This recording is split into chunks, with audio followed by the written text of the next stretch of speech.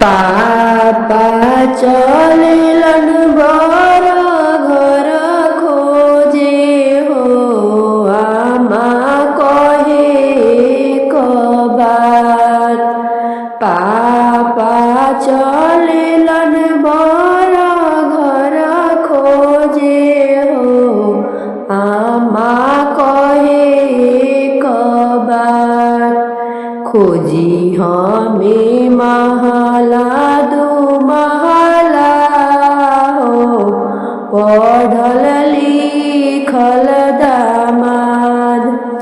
खोजी हमें महला दू महला हो, पढ़ल लिखल दामाद। खोजत खोजत पापा थकी गईले हो, नहीं मिलले दामाद। खोजत खोजत पापा थकी गईले हो, नहीं मिलले दामाद। जे कर बारे महला दू महला हो, मांगे बहुते दहेज।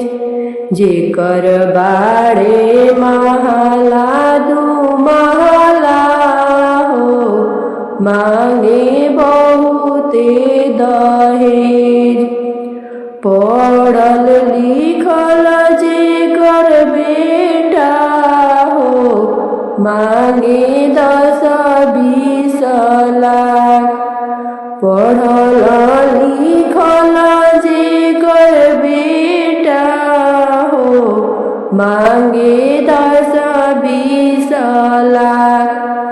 पापा रोएलन मुख रुमाल धरी हो, आमा पोछे अचरा लोर।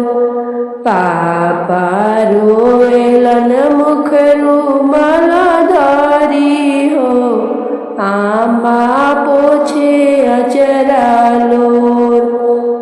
कहवा से देवो दहेजवा हो, कैसे करबो बियाह।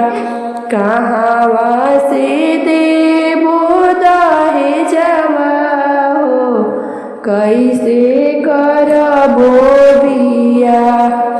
धियावा कुंवारी कैसे रखबो हो, कैसे करबो कन्यादान।